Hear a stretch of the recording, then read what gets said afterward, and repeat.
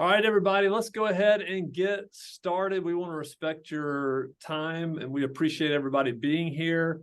So the first thing, just some housekeeping items to begin with.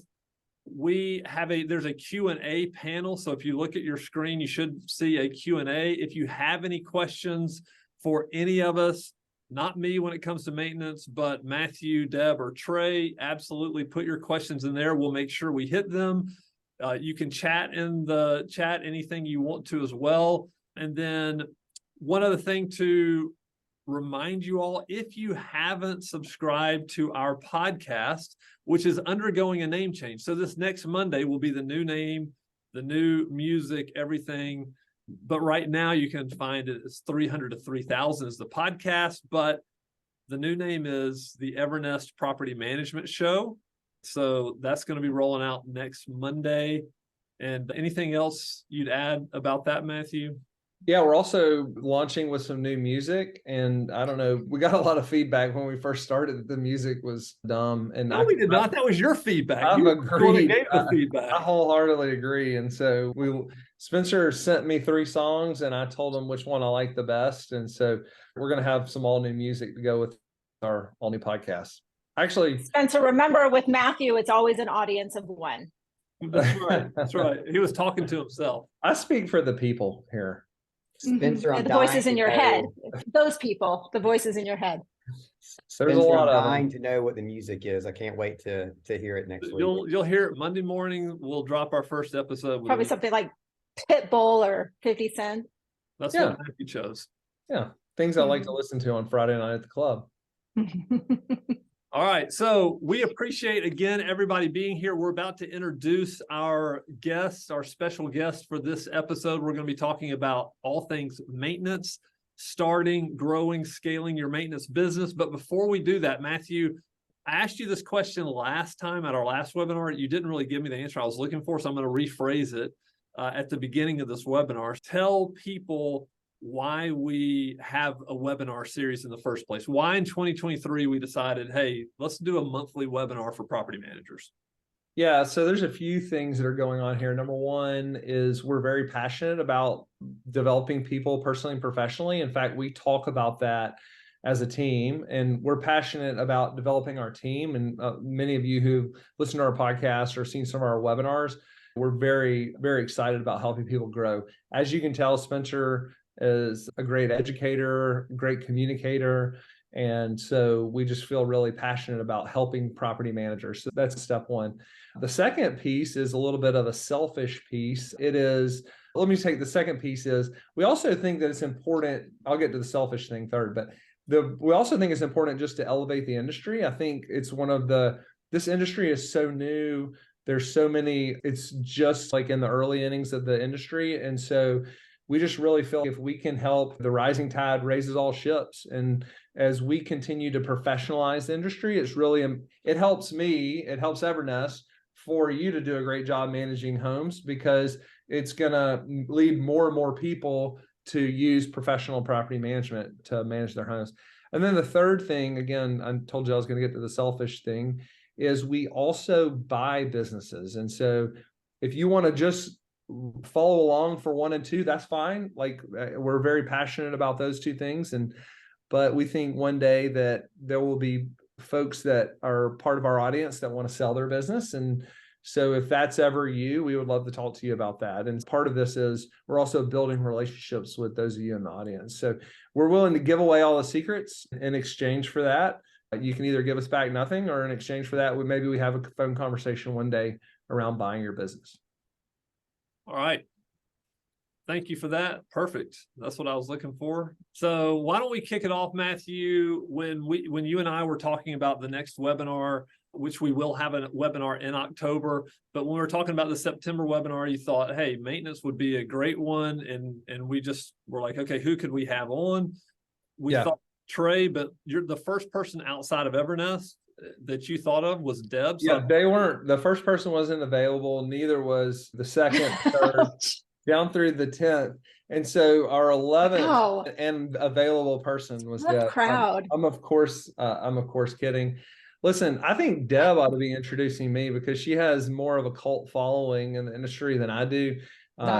She absolutely needs no introduction, frankly. But for those of you who have been living under a rock or on Mars, Deb Newell has run a property management company in the past, sold her property management company, not to us. I'm still a little bitter about that, but sold her property management company. And now she owns a business called Real Time Consulting. And she is basically an industry specific consultant. And she's like really good with processes, really good with a bunch of different things. But the thing that I like most, and I think the thing she likes most, is the maintenance side of the business. I was, of course, kidding. She wasn't our 11th choice. She was our first choice to have on the show.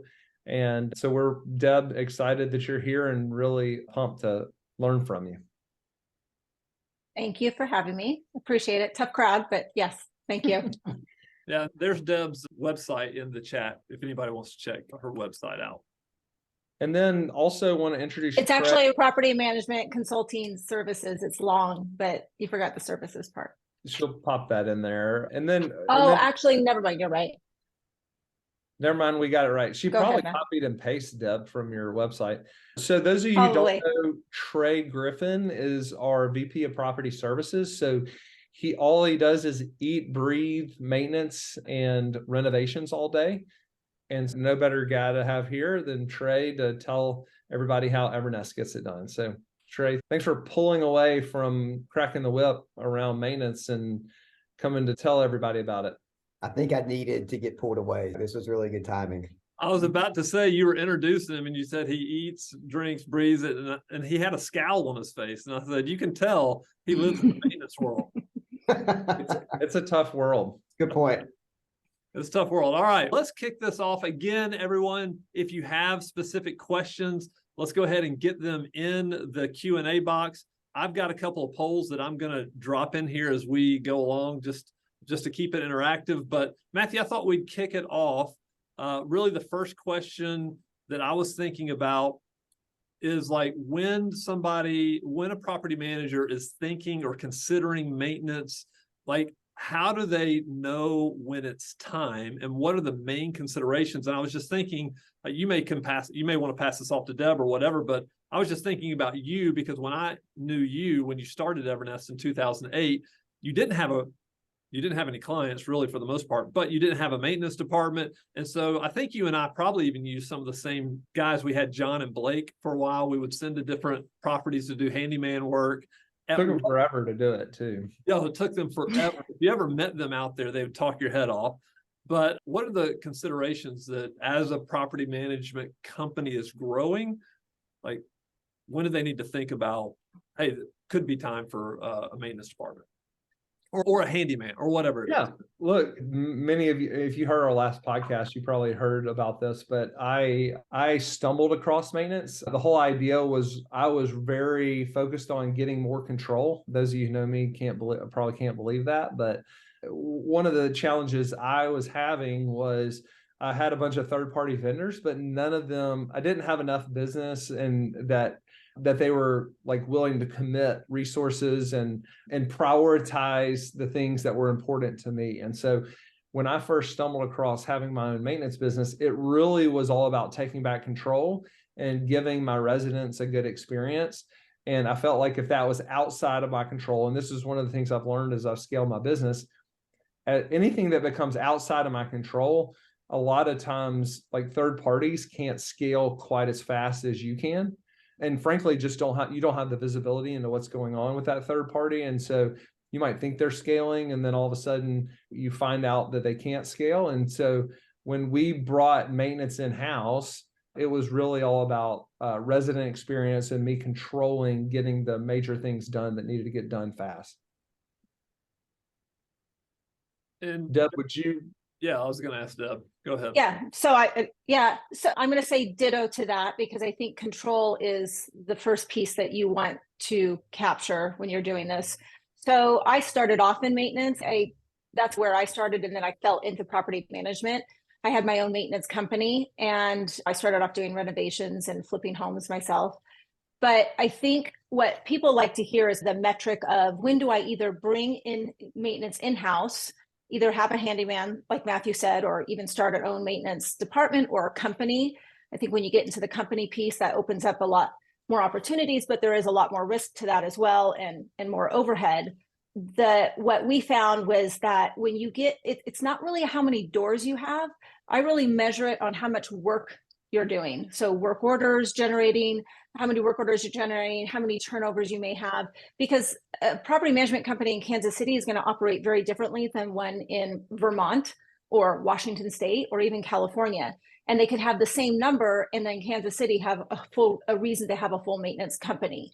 So it's usually between 4 to 5 work orders a day that consistently that you're dispatching for somebody to go out to. That's one handyman. That's how I gauged it, because that was enough time for travel time, having to go to Home Depot or Lowe's in the morning or the night before and coming into the office, getting everything. We had our own vans, so that was the other part of it as well. We got to that point where it just was a necessity, but that's how we gauged that and structured it, and it worked really well for us. Greg, how do you, this is a great segue into like, when we open a new market, how are we thinking about standing up a maintenance department in a new market? How do we think about density and the number of homes we need, number of work orders? Yeah, on our end. Yeah, but go ahead. Was that me? Yeah, that was for Trey. Yeah, Deb really hit the nail on the head right there. It depends on the market. For an example, a Birmingham market is going to look a lot different than a Nashville market. So we don't like to take into account door count. Why does it look different? Just the quality of homes. Birmingham quality of homes rents are probably, I don't know, around maybe 1,200 to 1,400, whereas in Nashville, they're going to be upwards of closer to 2,000 or above. Just the quality of the home in Nashville is going to be higher than Birmingham. The lower the quality, the more work that's going to go into that, the more work orders that are going to be generated. And as far as moving into a new market, that's the main thing we're looking at. We're looking at work order count, and Deb was pretty spot on. Roughly 4 to 5 work orders per day. If we're wanting a general handyman, then we know if we're hitting that threshold, then it's time to pull the trigger. So for us, we know over the course of a month, it's around, if we can get to the 65 work orders per month, we know that we're getting close. We need to go ahead and pull the trigger and hire a general handyman. For any specialized trades like a plumber or HVAC, it's going to be a little under that. But again, we're looking at those work orders. And it's not including turnovers. So I always separated regular service requests from turnovers are very different. When you get to, because your turnovers can be dependent again also on market, your class of property and everything.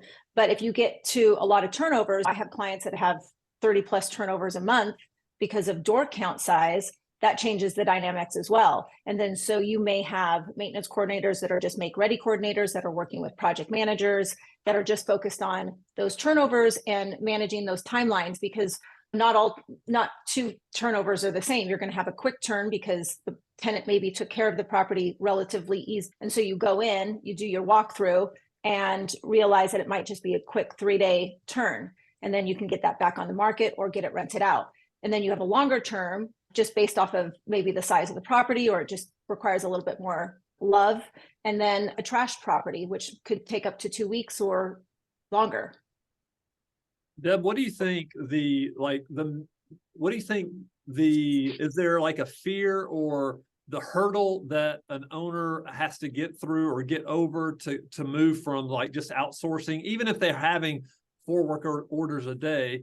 Is there like a mental hurdle, maybe a fear of, hey, what if I hire this person and then all of a sudden I don't have as much work as I thought?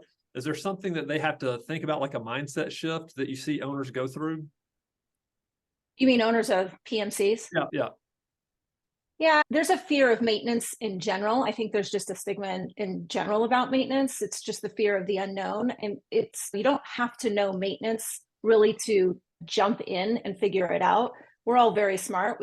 We're entrepreneurs. We started a business. We can figure out maintenance. You learn from people around you as well. That's the nicest thing you've ever said about me, Deb, is that you think we're really smart. Never heard you say that. Sorry, keep going. I didn't name names, Matthew, but that's all right. but you learn from people around you. So find some trusted, I call them advisors, maybe a good HVAC technician, third-party vendors, a good handyman that you work with part-time, and ask a lot of questions. And then as you build your own knowledge base, that's where it starts. And then your fear kind of dissipates. What's really important and what we tend to do as property management companies is continually do reactive management. And that includes maintenance. Maintenance is the number one thing that touches every single part of the entire life cycle of when you onboard a property, from when it first gets it to when it exits.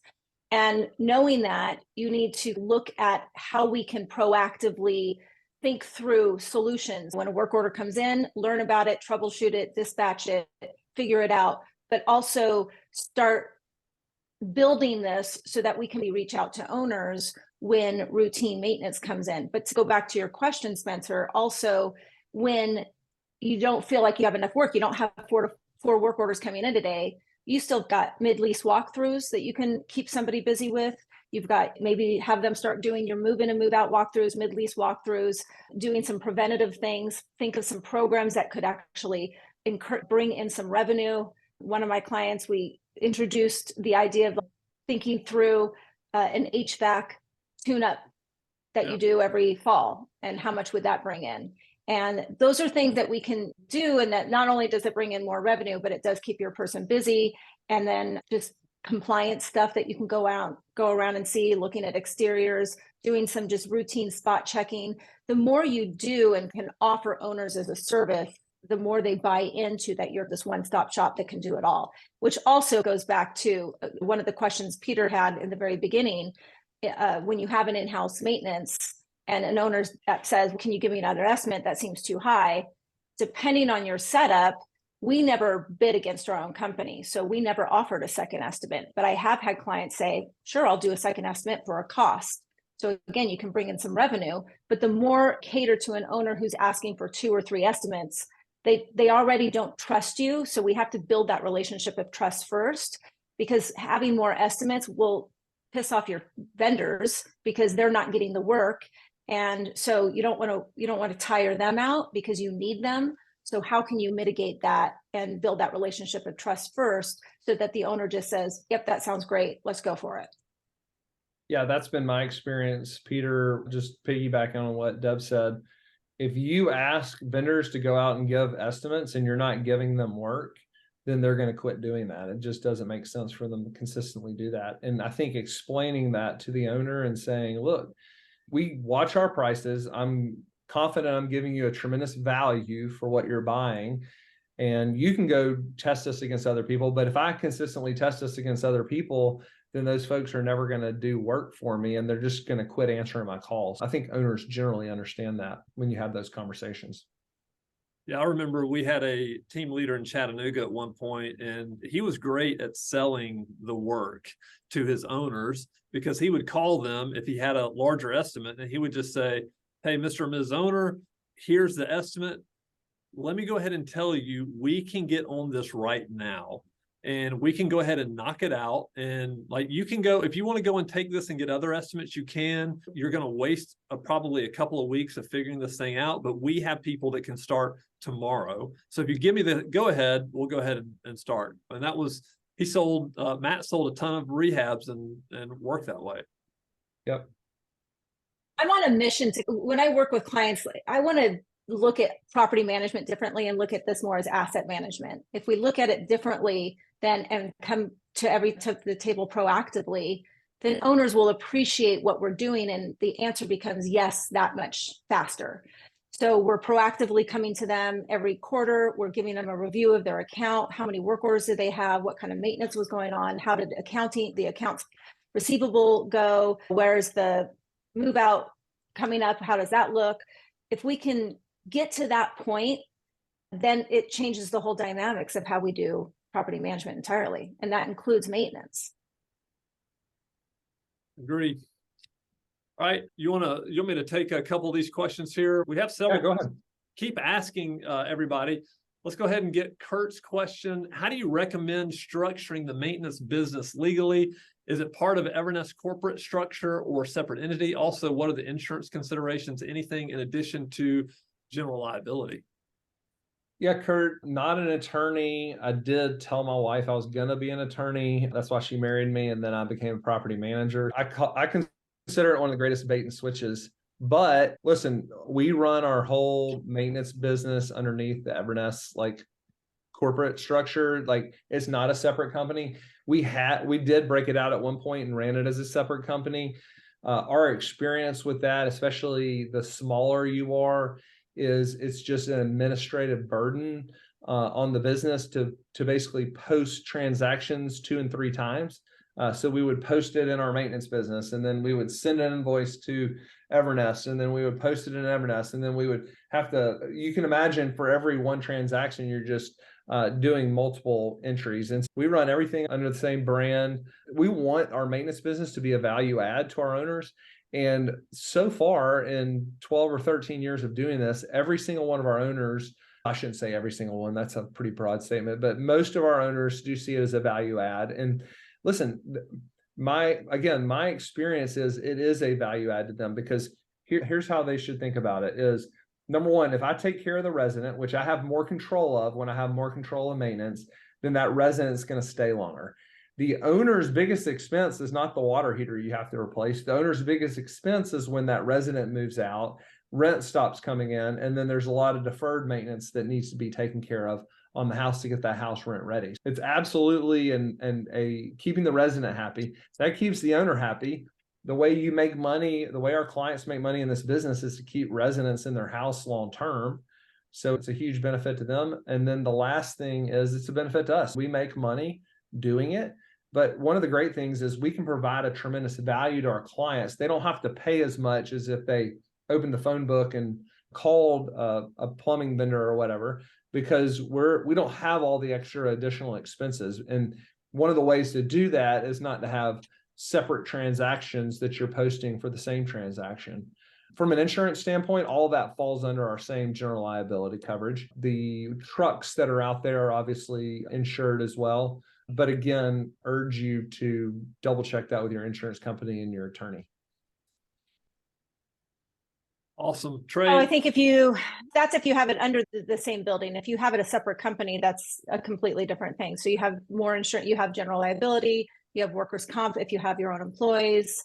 We had contractors insurance as well, because we were also I'm the GC. You ran it as a separate business, right, Deb? I did. So that was that, but I ran it under the same make the case roof. for that. What are the benefits? There's a lot of benefits. I look at it to say, first off, we never shared our invoices with our owners. So the vendor was my maintenance company. So all work orders that came in just went right to the vendor. And that made it really easy. There was no having to share who's the vendor, who's doing it. It was the Built-Time Property Services. That was the maintenance company. They're the vendor. It was up to the vendor at that point to hire the subs, or because we didn't employ HVAC or plumbers or electricians. And so we outsourced those.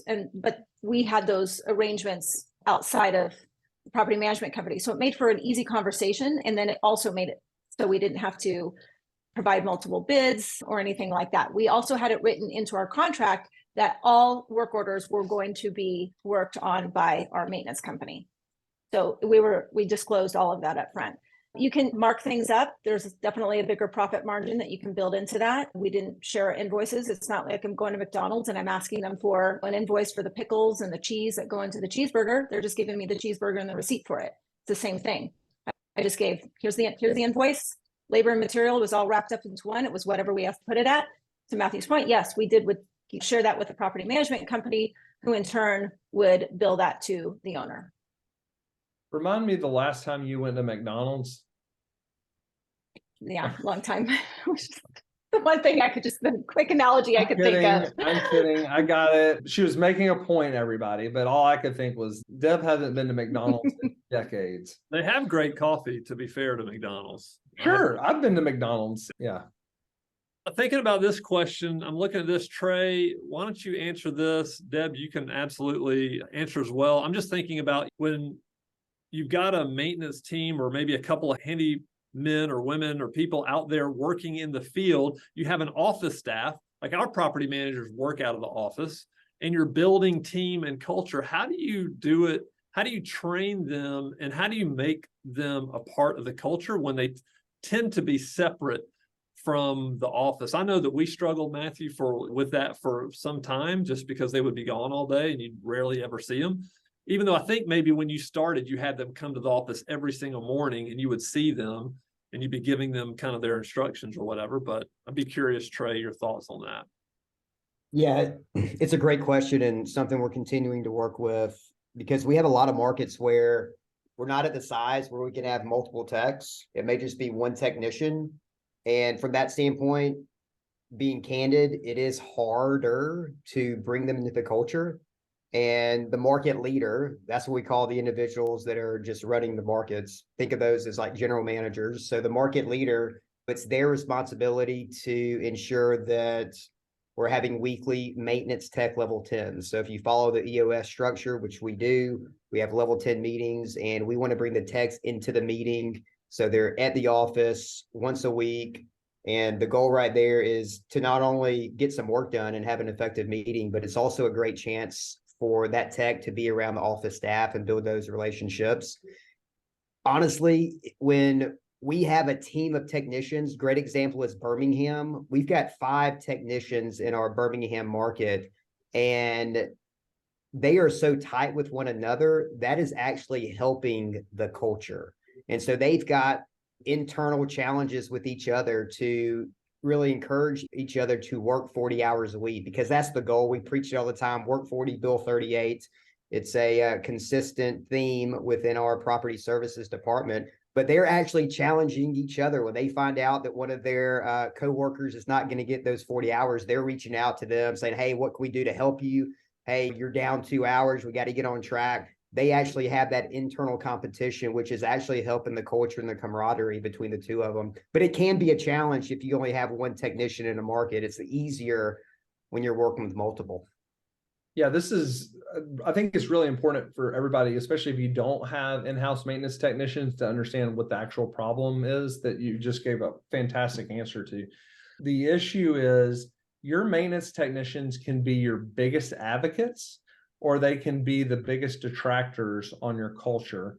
And what I mean by that is your maintenance techs control a lot of the resident experience. And if they're having a great experience working at Evernest or working at your property management company, then that's gonna get communicated to the residents. And keep in mind, the residents are who see the maintenance techs the most, and they're the face of the company. From that standpoint, you want to make sure that they're very positive about the business. The way to do, and keep in mind, they're out driving around, they're by themselves all day. Even if you have a 1 hour maintenance meeting every week, they're still spending 39 hours by themselves. And so they're having this internal dialogue in their head. They're by themselves, they're thinking. And if you're not doing a great job of building trust with them, reaching out to them, making them feel a part of the team, then what's going to happen is they'll become very negative.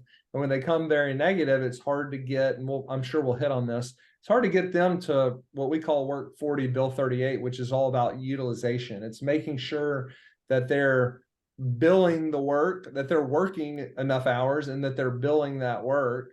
And when they're not being helpful on that, you have to micromanage them, and then it becomes a huge problem. So that's the issue. That's actually going on in some Evernest markets, frankly, because we haven't done a great job of building relationships. But in Birmingham and some other markets, we've done a really good job of building relationships with those techs. I've seen things over the past, I'd say, couple months with just us not doing a great job of building that culture piece. One, it's that leader in the market not being able to connect with the tech. That's huge. And the next piece is onboarding that technician. If we drop the ball in the onboarding process, and I can go back and look at the times we've dropped the ball in the onboarding process, but when we drop that ball in that first week, whether it's not training them well in the technology piece, not fully explaining benefits, whatever the case is, but when we drop the ball, there is a high probability that we're going to lose that technician in the next 30 to 60 days. It never fails. That's a good point, I think. I think also we would also do quarterly lunch and learns with all of our in-house techs and our third party So we would bring them all together. And that was just an opportunity to review any new software issues or platforms or whatever technologies we're using, feed them a little bit of education and kind of bring them all together. So I like the weekly meetings because I do think that's incredibly important, especially with your technicians, but also to bring them together just in a just a more relaxed atmosphere every quarter helps them feel like they're part of the team as well. But yeah, you need them, so you got to take care of them. Absolutely. Don't micromanage. That's a big one right there. I got feedback this morning. I reached out to one of our technicians to see how he was doing. And he said, man, I'm having a good time when I don't feel people are breathing down my neck. And look, I will admit this. I'm a recovering micromanager and it sneaks up on me sometimes. So I got to be careful with that. All right. We have an anonymous attendee. This may be somebody on their phone. They said, this is the question: how do you get your employees to do a better job at quality control? And I'm guessing that's your technicians, your in-house maintenance people. How do you get them to do a better job of quality control? Yeah, I'll jump in here. So the way I think about this, number one is, if anybody's ever hired a maintenance technician, like the last thing they want to think is that more about their job than they do, right? The specifics of getting it done. And what I always tell my techs is, I don't know which end of the hammer to hold, frankly. And so you know better than I do how to get this work done. And so I'm going to rely very heavily on you. So they're of the personality type. They want to be the expert and they should want to be the expert. But what you also need to do, and this is a great way to do it with, especially if you have a team of techs, is basically do post-mortem analysis on things that go wrong so that they can learn from each other. And if you can ever disconnect the fact that they take pride in their work, and if they screw something up, that you're not mad at them. Keep in mind, most jobs that they've been a part of, if they screw something up, that people get mad at them. And so if you can disconnect that and you can say, oh, this is for all of us to learn. What I found is you have this like great feedback loop where they're going to start teaching each other. Oh, when that happens, you need to do this and this. And it becomes like this. Perfect example is what Trey said in Birmingham. It comes this great way of up-leveling the whole team around how to get things done and to provide a great product. The other thing is, if they love you, they don't want to let you down. And so my experience has always been, if I build a ton of trust with them, then they're going to really want to not let the team down, let me down. And so they're going to do a great job.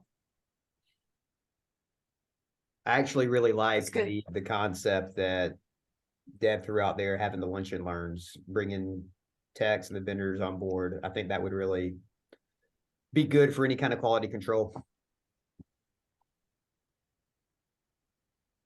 One of the things I would love to talk about, because I think it's so important, Evernest has sucked at the turn work when we tried to internalize it. And I feel like Evernest does a great job at 2 to 4 hour work orders with our internal team. So I'd just be curious from Deb. Today, Evernest, as many work orders as possible, we're going to do internally that are the 2 to 4 hour type, right? On the renovations, if it's a 2-week work order, we're going to subcontract that out. And so I'd be curious, when you're consulting with folks, how do y'all think about that? So I think it depends on a couple of factors. One, how big your company is. And, are you able to hire your own in-house make-ready team? Does it make sense to do it? So I have a couple of clients, if they're doing 30 to 40 make-readies a month, hiring that out externally, they're not going to get done in a timely manner, you lose a little bit of control, because they're not just probably working for you, they're probably fitting in a couple of other jobs as well. So that's part of it. If it's just a couple of turnovers a month, or even a renovation here and there, then probably doing those externally is fine. But like you, Matthew, I like to have a lot of control over the whole product and end result. So I would look at it as to say, because I really want to manage that timeline, A good rule of thumb, for the turnover, is about $1,000 a day, labor and material. So if you factor that in turnovers, I'll have clients tell me, well, it takes us like 2 weeks to do a turnover. What I really dig into it is it takes them 2 weeks from the moment that the tenant moved out, because they're waiting 3 to 4 days to do a walkthrough. Then it's the weekend. Then I've lost more days. And then by the time they get started, it's probably day 7. So really the turnover itself probably didn't take that long. It's just their time management. And I don't want to lose that by giving it to somebody else. I want to get the walkthroughs done as quickly as possible, the scope of work created and approved, and then funds received so we can get that work started. So I think I lost. What was your original question? Yeah, it was just about going. And I think you answered it, but it's like looking at renovation work different from the 2 to 4 hour when you have a resident living in a home maintenance work. Yeah, but I think it goes back to how big the company is and how many of those are you doing a month? Yeah. Because I think that will change the whole dynamics of what you're going to do. Let me ask a because if follow-up I can, question to that. If we were gonna, and we don't, if we were gonna hire an internal renovation team, what does that look like? If we said, hey, Evernest wants to start taking on renovation work, what does that team look like? So you need a team lead. So you're going to have a supervisor who kind of leads that team. And depending on the size of the project, you're probably going to have at least 3 guys that are on that team to do it with different skill sets. So your supervisor is probably a GC, and then the rest of the team is going to have pretty varied skill sets depending on the needs. You might have somebody who's really an expert at painting and cosmetic stuff, like your general handyman. You might have somebody who's really good at carpet.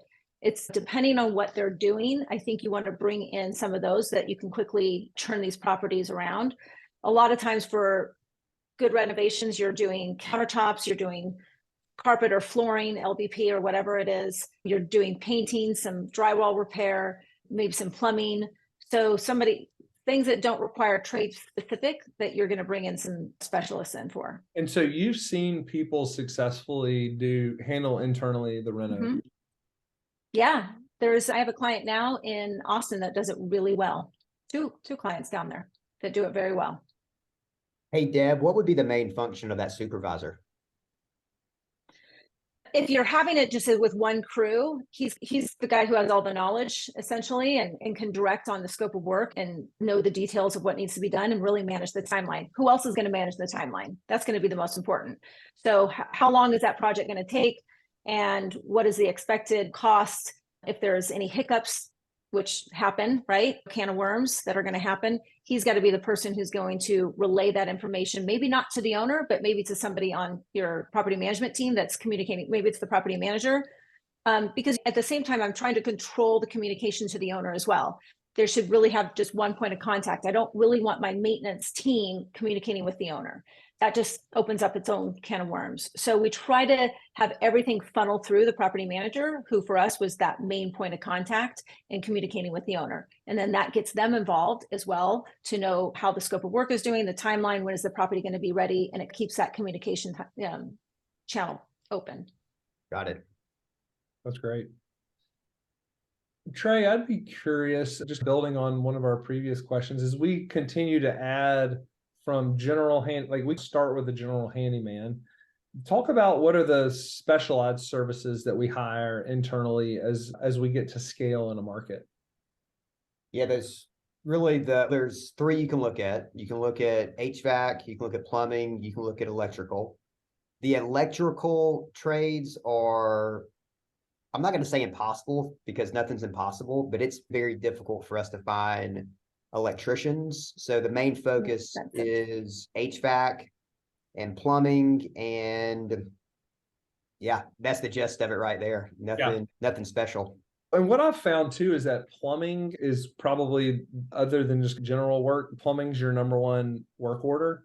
And so plumbers, you're probably going to have enough density of work orders to hire a licensed plumber first, and then HVAC tech thereafter. And the big challenge becomes with HVAC tech, and this varies across all of our markets. Being an HVAC tech in Denver is way different than being one in Birmingham, Alabama.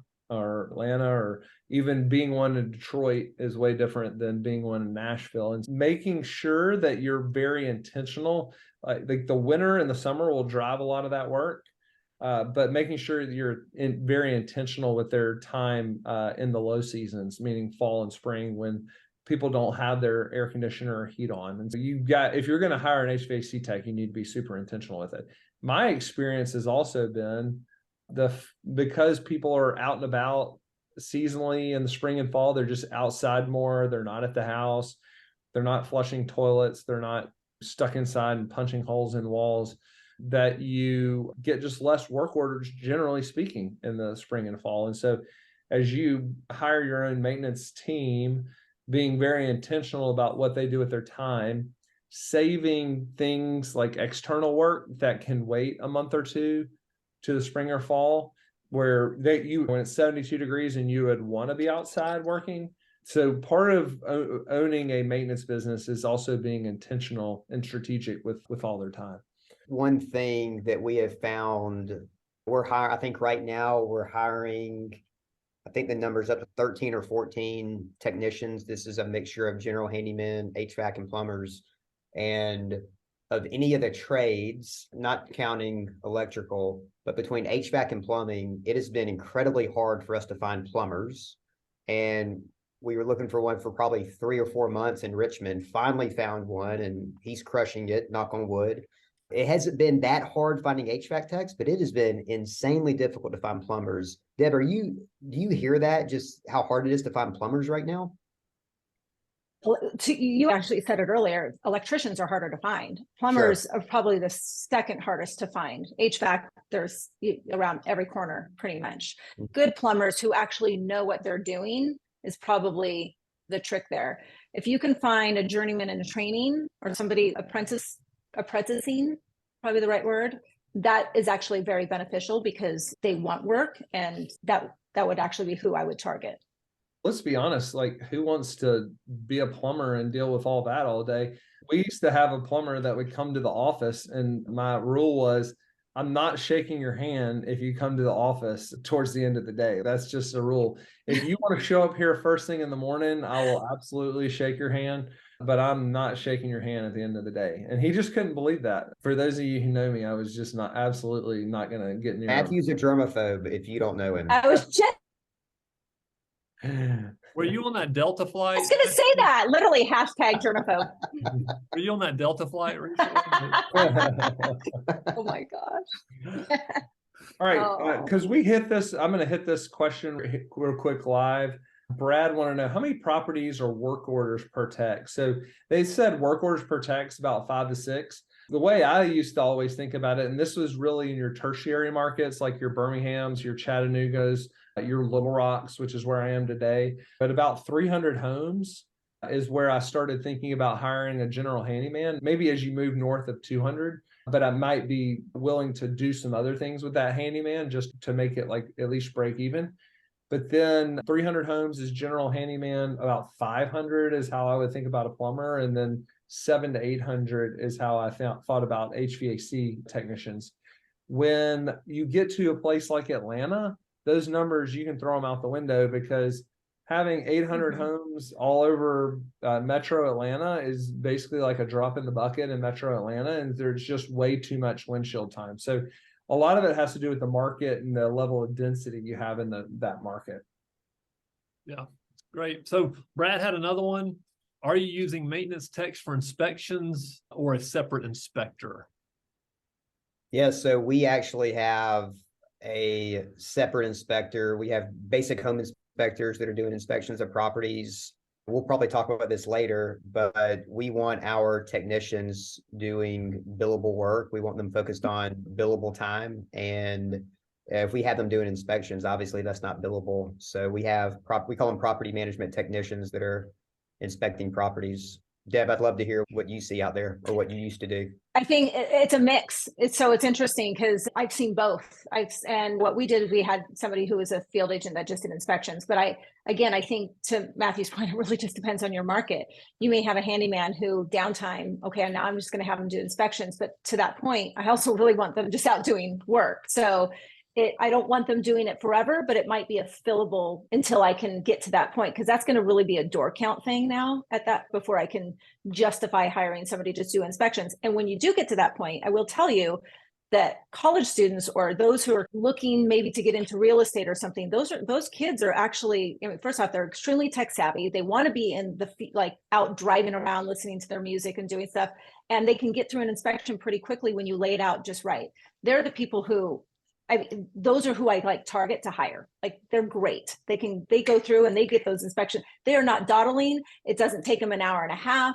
They're like 45 minutes or less, and they're on to the next property. That's efficiency. And then I can get that over to the handyman, because guaranteed they're finding stuff that needs to be done, which is then billable hours on revenue. That's awesome. Yeah. Great question here by Thomas. Says, is there a target revenue per truck? Yeah. So I'll take, So- yeah, you go first. Okay. No, go. So from a general handyman standpoint, roughly, we know in a given month, we want that one truck, that one general tech to bring in at least $15,000 in revenue. So that would be our target for general handyman. And obviously, and again, this depends on the location. This depends on the trade, the billable rate. HVAC techs, plumbers, probably around 17 grand or higher. And that's on a Okay, monthly so basis, not a weekly basis. Yep. Yeah, I actually agree with those numbers. I would have said up to about 22,000, 20 to 22,000. So I think you have to look at the math on this as well. And again, it is going to be, it's a more detailed analysis, and you have to think of operational cost, your market conditions. Matthew said it right, when it could, summers might be busier in some markets than winters or vice versa. Your desired profit margins, that's going to be a big factor into this. So if you want 20, 30, or 40%. But if you hypothetically said, my average job is $200, that's probably really low. But let's just say it's $200 and you did 5 jobs a day and you had 22 working days in a month, you're going to take that $200, you're going to divide it by 5 and divide that by your 22, and that's where you get your 22,000. But you have to look at what fixed and variable costs are associated with all of that. Like with your truck, we had insurance, gas, maintenance, we counted in depreciation. So what I would do is I would take all of those numbers and I would tie that into my hourly rate for my technician. So if my guy was 26 an hour, I tied in all of my extra costs into the truck, like all of that, including insurance, and he might end up being around 38 an hour. So that was my baseline target that I had to go off of. Then I would build in my margin to say, okay, on average, I want 32%, and then go from there. So there's a lot of different ways that you can structure that, but you really do need to know what your fixed and operational costs would be, and then what goals and targets you have for all of that. To Deb's Hope that point, I helped. always tell our team this is why we tell people to work 40, bill 38. And a technician may say, well, if I work 25, you're only paying me for 25, and I'm only driving to 25 hours worth of gas. But to Deb's point, there's so many fixed costs associated with this. There's also opportunity costs, lost dollars, that from 35 hours to 40 hours are way more profitable than the first 5 hours. And so that's why it's really important to us when we tell our maintenance techs, hey, your job here is to work 40 hours and bill 38 of those hours. Now, we know that we have meetings and you're going to mess something up and go back. But at the end of the day, that's how we're measuring your success. What I love about the in-house tech piece is I can get real-time numbers within a day. I know, hey, did we work 8 of those 8 hours? Did we bill 7.6 of those hours to the owner? And if we're not doing that, I can make an immediate change. I can literally just pull that lever and get a change, and I'm going to see the benefit of that on that P&L next month. And that's one thing that I love about this maintenance business, is to be able to just turn on a dime and make a change to get things going in the right direction. What do you mean make a change? You're talking about getting on them and saying, hey, tomorrow you've got to work more, or you got to work this Saturday. Yeah, it's easy to make these changes very quickly, to have those conversations and to get them moving in the right direction. Now, obviously, if you have a technician that's just not wanting to work those hours, and that's going to be a problem. That's a culture issue. But if you have someone that like legitimately loves the culture, they want to do a good job, you can have a conversation with them and remove those obstacles and get them back on track pretty quickly. And for me personally, with my wiring, I like to see those immediate results. And I think that's one of the many reasons why I like having in-house maintenance techs. Great. I'm going to answer one of these questions or ask one of these questions. Danny would like to know, what's the average pay rate per hour for a standard handyman? Also, the average billable pay rate to clients. So our general handyman, we're paying them anywhere, I'd say between 26 to probably 31 an hour. And as far as our billable rate goes, on average, our billable rate is around $95 for general techs. Yeah, the way I would. And again, I think that depends on market too. Yes, very market specific. Yeah. The cost of Mhm. living in Denver and Nashville is way different than the cost of living in Jackson, Mississippi or Birmingham. And the thing I would think about, Danny, is you don't want bottom of the barrel. This is not, a lot of people come from the investment side of the business. And as we were investors, our biggest thing was, let me just find the cheapest contractor to do the work. Spencer taught me that bad habit, and I'm forever scarred by it. What you want to do is find really good maintenance techs, because so these maintenance techs probably need to be some of the most talented people in your market. Because keep in mind, if you're going to a apartment community and you're fixing the same toilet, that doesn't take the same skill set as, hey, I may show up at a house that was built in the 40s in the morning and fix a toilet, and I may show up at a house that was built in 2010 in the afternoon and have to fix that toilet too. You know, there's just a bunch of different houses, especially when we're thinking about scattered site, and a bunch of different problems that they're going to have to solve. And so you really need somebody that's pretty good. And so the way I think about it is, I want to pay somebody absolutely fair. I want to be mid to top end of the range in my market. And then I want a good rule of thumb of what to bill that person out at is about 3 times whatever their hourly rate is. So if we find somebody for $30, then we want a good kind of like back of the napkin math is making sure that we're charging at least $90 for his time or her time. We actually have female maintenance techs as well. I like that. That was actually really, yeah, I like that. All right, let's Go ahead.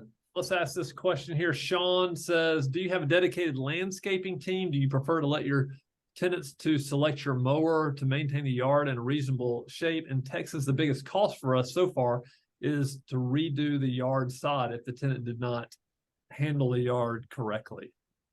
Sean, I tried to start a landscaping business, and I was like so fired up about this landscaping business. Tell you a story. I'm out showing houses and pull up to a house. And one of the things about the showing is it actually said in the front yard when I was going to be there. We used to show houses on this open house schedule. So it said that I was going to be there. So I pull up and I see the truck and I see the trailer and the lawnmowers are off of it, of our in-house landscaping crew. And I look around and I can't find them. I show the house and I'm thinking, I don't know where they went, but I walk out of the house and I realize across the cul-de-sac, they're cutting the neighbor's yard. So I walk up and knock on the front door and I said, and this sweet little old lady answered the front door and she said, can I help you? And I said, yeah, those guys back there, how much are they charging you to cut your grass? And she's like, $50. And she said, do they work for you? And I was like, yeah. And she said, oh, please don't fire them. And I said, they made that decision themselves. So I made them finish the yard and then drive back to the office where I fired them. Sean, the moral of the story is, as property managers, we're actually not that great of our landscape vendors. We're not that great of clients. When you're making money in landscape, it is really about keeping that mower on grass, and it's not about windshield time. Volume. Yeah, one of the things we found is there's just too much windshield time with property managers, especially around scatter site. Now, look, you're solving a different problem there where you're trying to solve for not getting the yard back in bad shape. I think so. We're actually piloting a national landscaping vendor right now. And the whole idea is that right now we're just working on our vacant homes, and we're just piloting in a couple or 4 markets now. But the whole idea is that ultimately we take more control, provide more services for our resident, and think we might offer that landscaping to the resident. So I think that was a long way to answer a question. If you're solving for something different, great. If you're trying to control the process and make sure your owners aren't mad at you, you may need to internalize it. My experience has been, don't build a landscape business to make money. It's just really hard. It's hot work, especially in Austin, Texas. I was in Austin, Texas about 2 weeks ago, and I was walking home. The sun was down and it was still like 110 degrees on the heat index. And I thought, man, I would hate to know what it was at 2 o'clock out there cutting grass. I hope that long way around was helpful. Deb, you have a different take on that? I forgot the question because Matthew took 5 minutes to answer that question. So I don't even know what it was anymore. Should somebody have a maintenance? I will say this, landscaping in general, because we had snow removal and landscape and mowing, is the one area that we made no money on. It had the lowest margin. And so I didn't try to fight it. I did not ever try to have that in-house. It just would be too difficult, to Matthew's point, too much windshield time of trying to figure it out. So we would, depending, again, I think this is just depends on your market, where the properties are located and what makes sense. So do I have the resident do it? Do I give them an accommodation for doing it? Or do I outsource that and then charge that back to either the resident or the owner, depending on the owner's expectations? I think this really goes back to when you onboard a property, figure out what the owner's expectations are as well, because you want to make sure you meet those. And if you can't, and it doesn't make sense that you would charge back a resident knowing that they're probably not going to do it, in the end, might not be the right solution. All right, Peter would like to know, we have 2 full-time maintenance techs that are busy and working well. Congratulations, Peter. That's incredible. You're probably feeling the benefits and the flywheel going once they're up and going. So congrats for that. Our challenge is how to best take on turns and run through our maintenance department. That is, who manages the subs, techs, and who creates the estimates, etc. Should it be the property manager, or do we need a maintenance team manager? Currently, the maintenance techs report our operations director, but don't take much of his time. Estimating for turns is a bigger beast.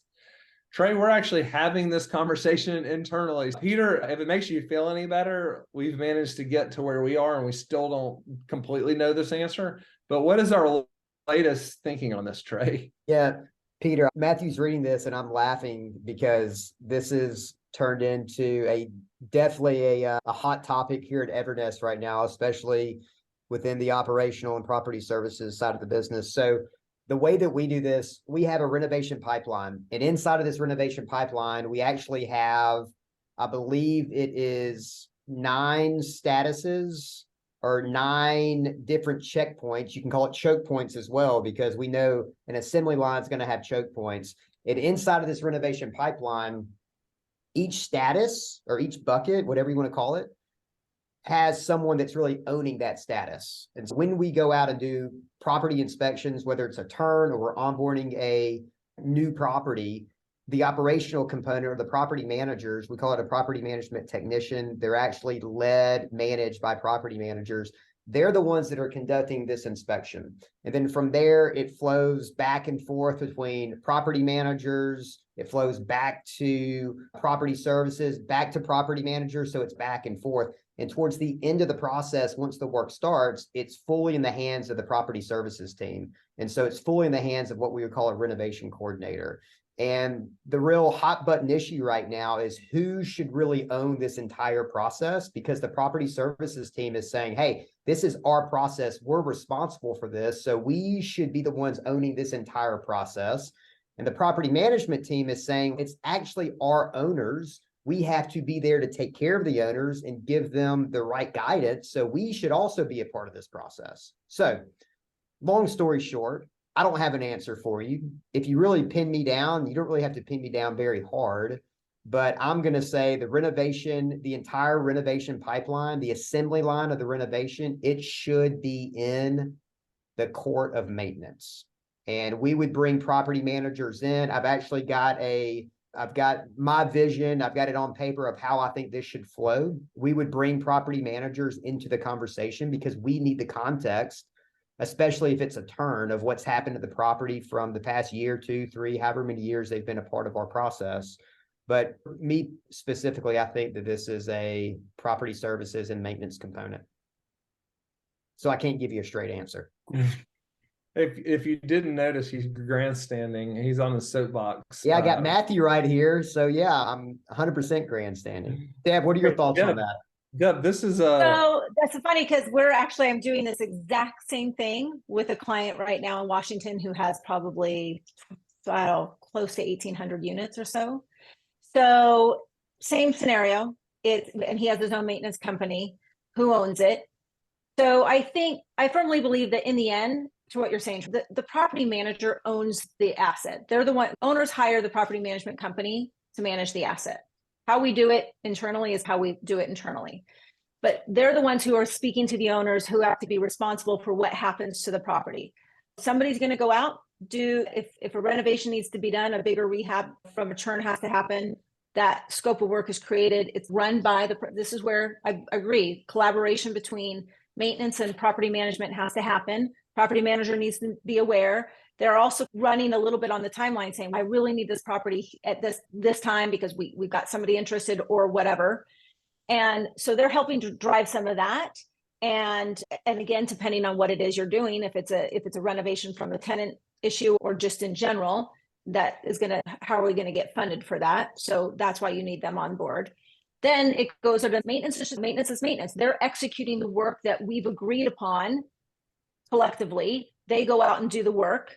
They're done. They're not detailed guys all the time. They're doing what's written on the paper. They come back. It's done in their eyes. Then you got a property manager who's going to go and make sure I can get this marketed. I own the rent ready condition. It's ready to be put on the market. And then they go there and they're like, it's not quite ready. So then you've got that detail piece left that maybe we need to get it clean, that Swiffer final touch stuff that needs to happen, or there's a bigger problem that was entirely missed. But it's really probably, just to back up what you said, it's a collaboration of both. And so it's hard to say who is going to be really owning what, but I do feel like you have to identify who on the maintenance side and who on the property management side is going to be working together to make sure that happens.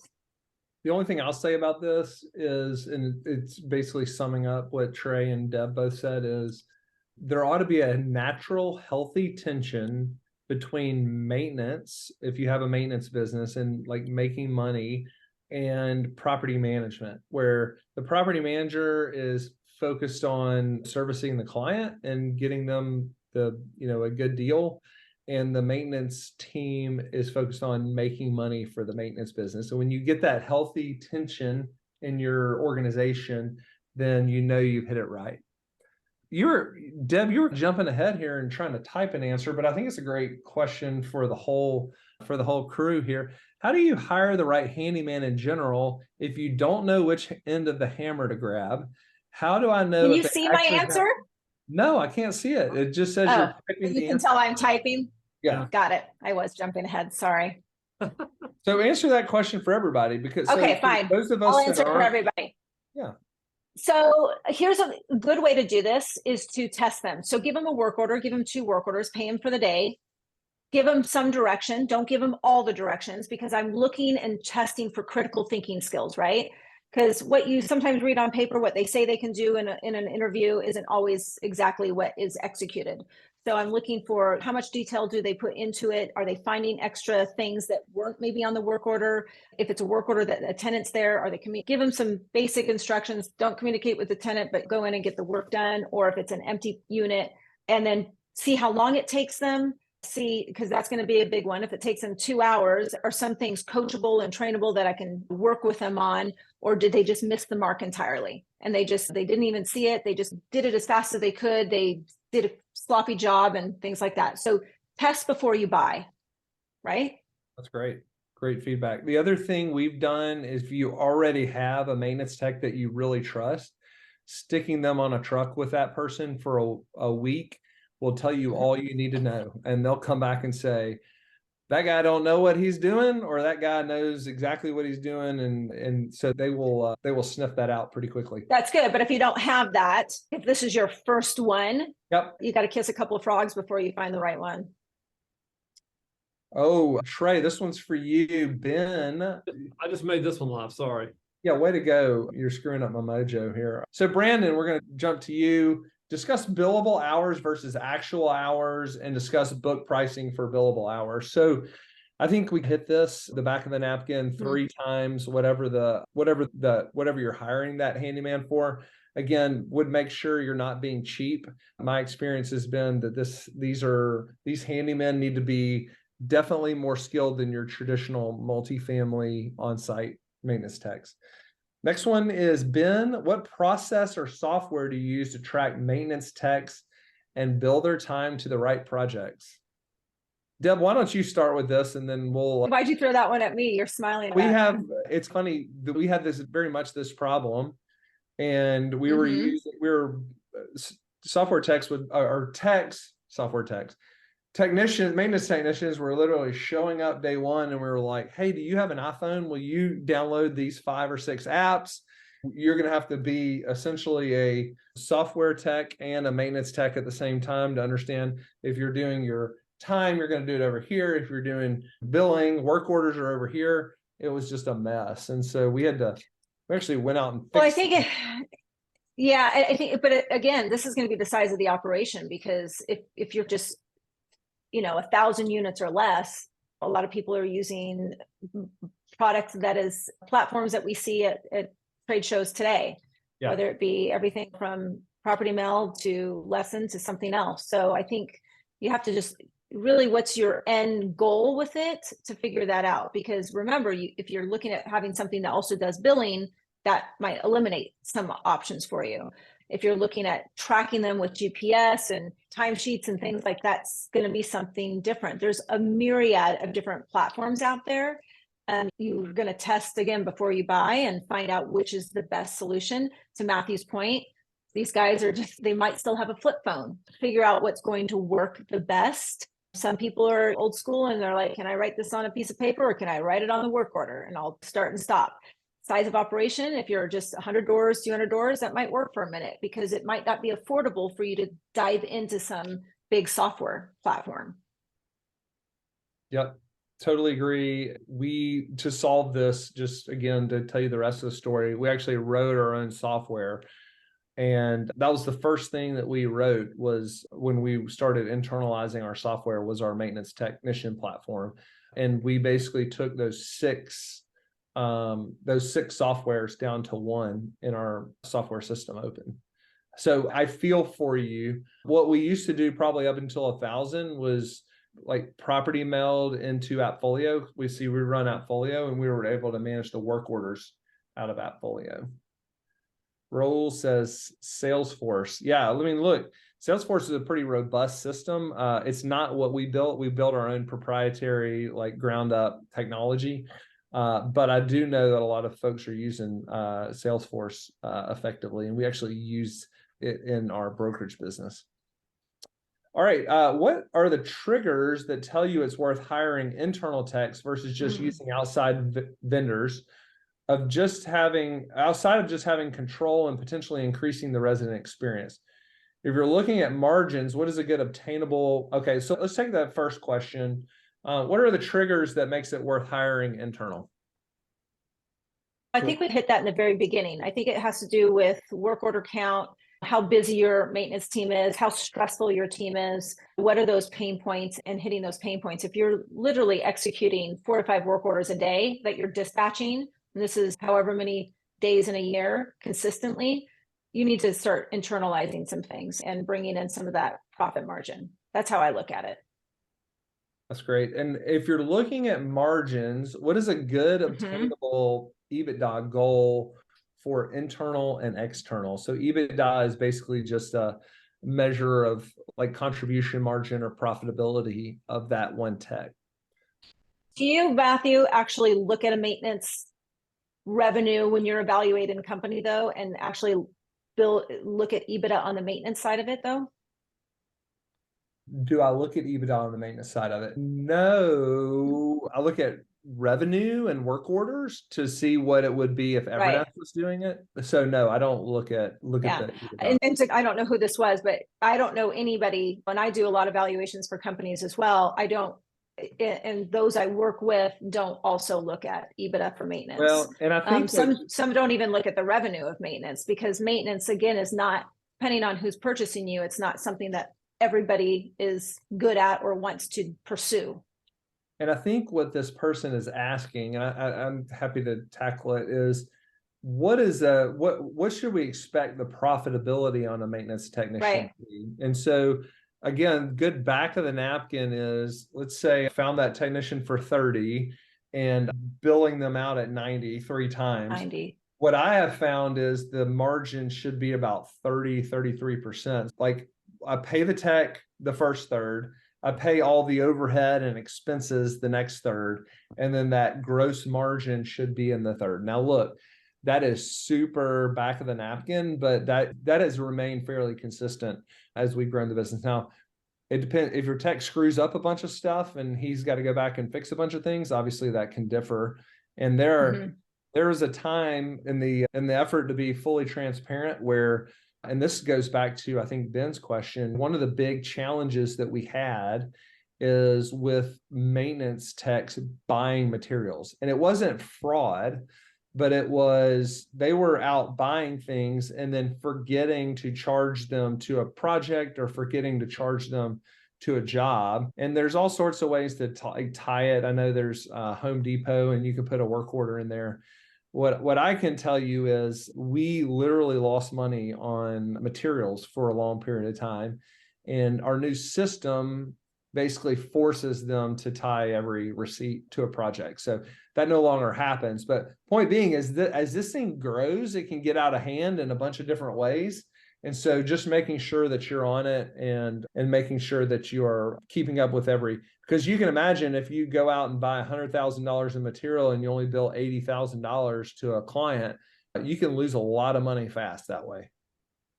And I think another way to look at this too, Matthew, is not just by technician, but also by category. For example, how much of a profit margin do you want to make in HVAC versus plumbing versus electrical versus like landscaping? Our margins by category were all over the place. On painting, I made 50% margin because the time and the material that spread was just a lot easier. But I can tell you when it came to landscaping, it was like a 5% margin. On average, overall, tying in my technician, our goal was 40 points, but I would come out to around 32 consistently. That's great. All right, we've got a bunch of questions here and we have 10 minutes to answer all of them. So going to be rapid fire here, everybody. How do you determine how much you pay your techs and also how to set your rates by trade? Trey? Yeah, from a general handyman standpoint, it's pretty common that we're hitting anywhere between, I'd say around $26 to $31 an hour. And again, that's going to be based on the market as well. And as far as the trades go, we're looking at anywhere between, of course, this is experience, this is any kind of licenses they have. But from a HVAC plumbing perspective, it's going to be anywhere between 35 to 45 an hour. And the higher that number, that's going to be probably in our Denver markets and our maybe Nashville and Atlanta markets. So it really boils down to the license and just the area of the country they're living in. A lot of these questions are quite similar, Matthew, but Matt Hughes. Oh, go ahead. Go ahead. Yep. Go ahead. You want to answer Matt's real quick, Deb? Yeah. Matt Hughes said, do you charge a trip fee on top of it? So here's what we would do. We never charged a trip fee. What we would do is our first hour was billed at 90 minutes. That's how I said it. So it had so it was $150 at the time.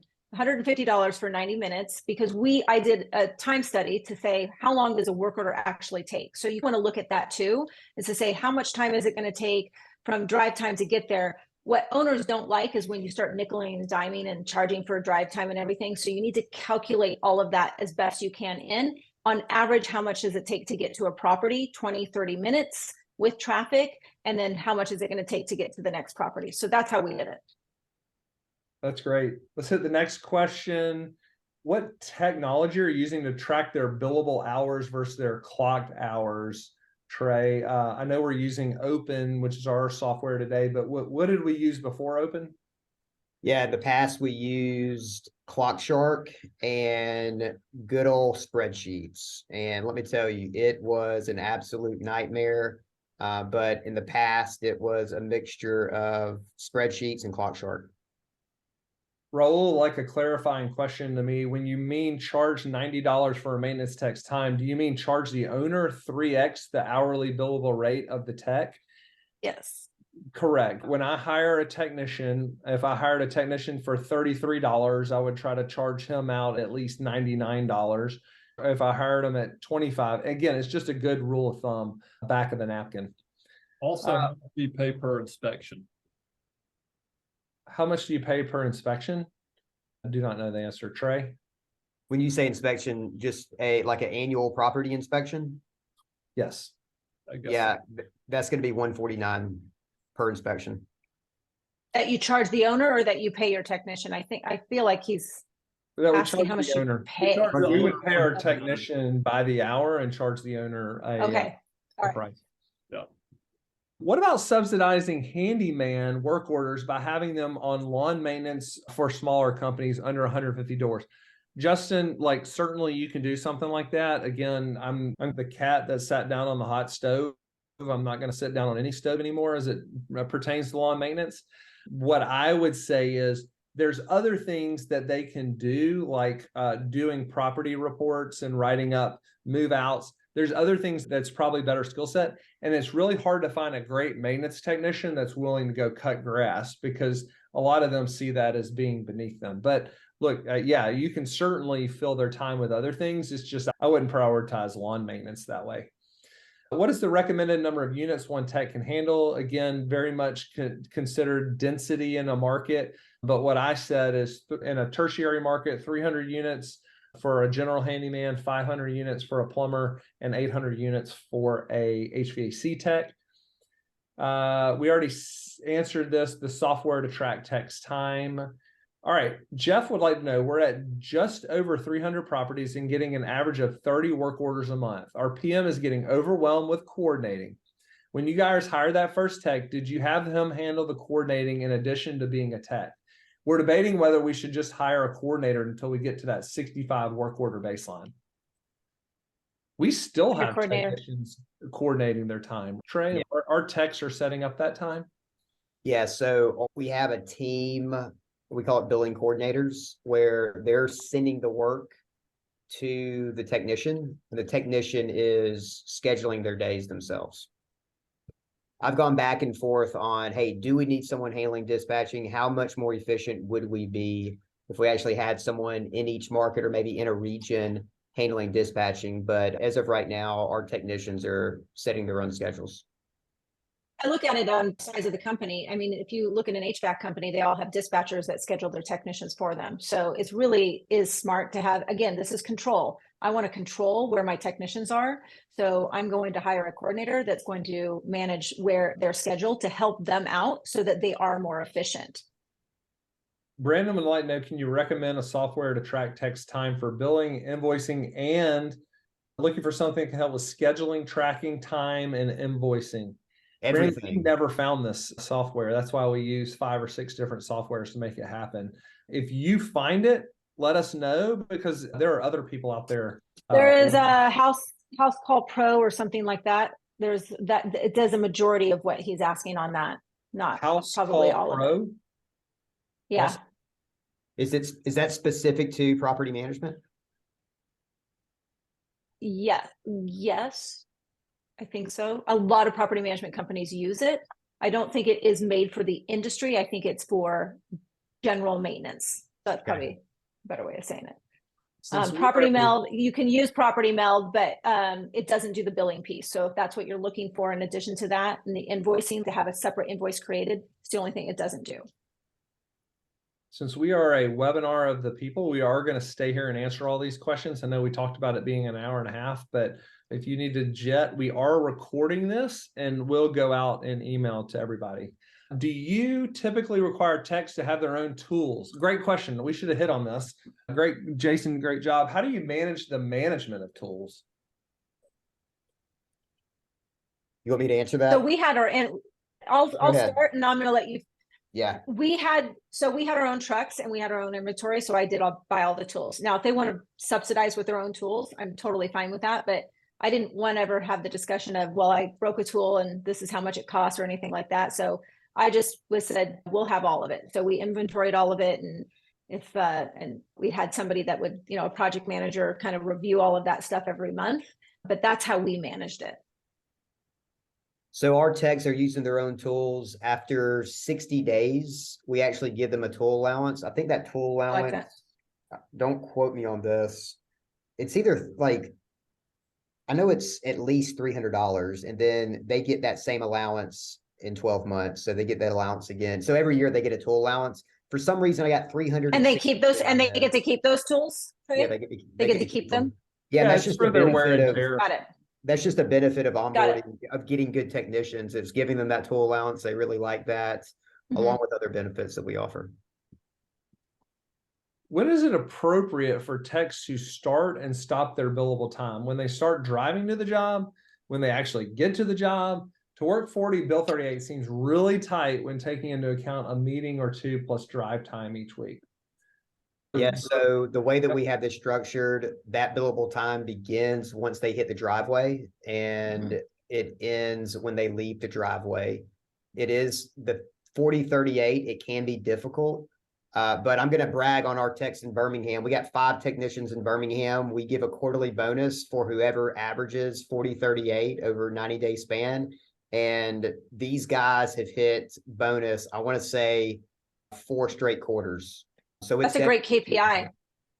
Yeah. That's a good KPI to measure, to incentivize them and have a quarterly bonus on that. I love that. That's good. This is a follow-up question. Tom asked, does someone schedule the jobs for the techs, or do they schedule their own time? And the answer is they schedule their own time currently for Evernet. Next question is, with maintenance techs, do people charge a call-out fee? I think Deb hit on this a little bit, and an hourly rate, or just bill for drive time as part of the job? Basically, fee, what's that? It's like a minimum. Like you said, hey, I'm charging $50. No, if So he we goes had, out that there, was that was our first minimum. So our first minimum, because a lot of our jobs on service requests would take about 90 minutes. We knew that. And we just felt that was easier for us to standardize and then let owners know it's a flat rate. This is how much it costs, excluding material. So they would still have to pay for material. So that made it just really easy, because owners don't like the unknown. How many hours is this going to take?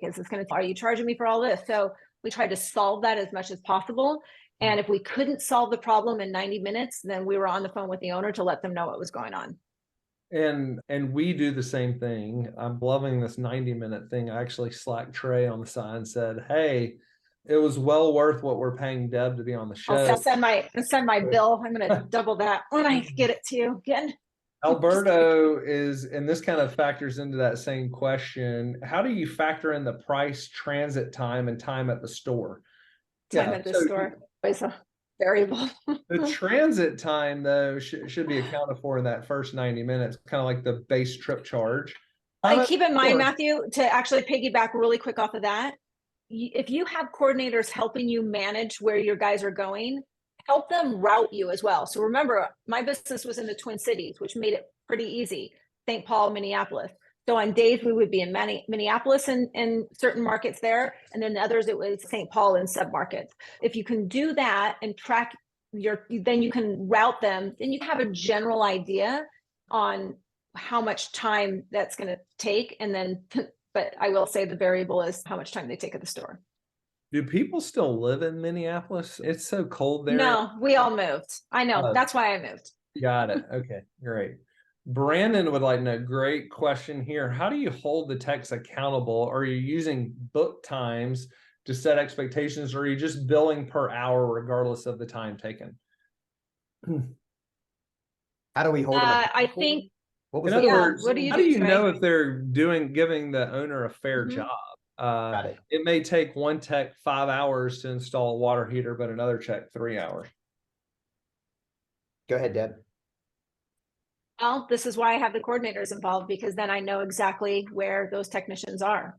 And that's part of it. So if it's going to take them, they have to call in after an hour and a half if it's going to take them longer. That's the expectation. If they cannot get it done in 90 minutes and they go out there and they're like, you know what, we actually have to take the toilet up, we have to replace the wax ring, and now we have to replace the subflooring.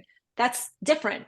Then the coordinator can push off some of these other jobs that are on their plate for that day, and they're helping manage that. The technician appreciates it. They don't feel like there's stress. They're not rushing through a job, and then we can manage that. And each technician was required to also have pictures. So we at least knew that the work was completed. Yeah, I don't have anything to Right. add. I think it's very important to have someone who's, I don't want to say micromanaging, but someone who's coordinating the tech's work. I think it's important. Supporting them. Just look at it's a support. It's their Yeah. support. They'll feel like it's not all on them. And here's how I look at it. They don't manage these residents. They're not talking to them every day like our team is internally. So why put that on my technicians to have those conversations when they're just trying out to do a job? Yep.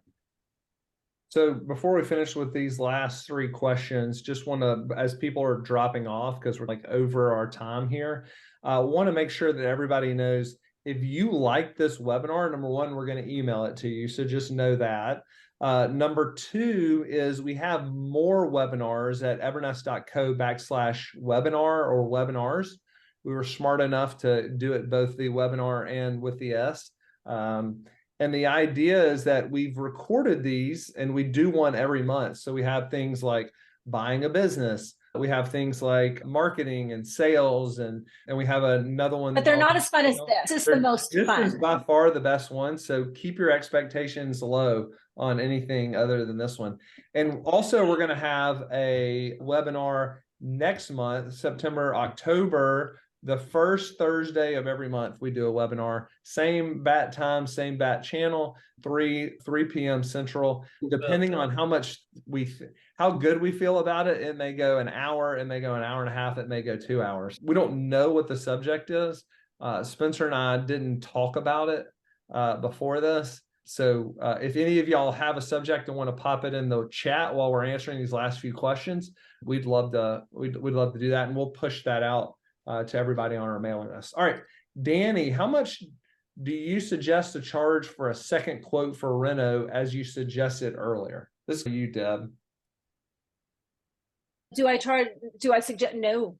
I don't think we do. I think actually, the more I think about it, Danny, I don't think Nope. either one of us are willing to go out and do a second quote.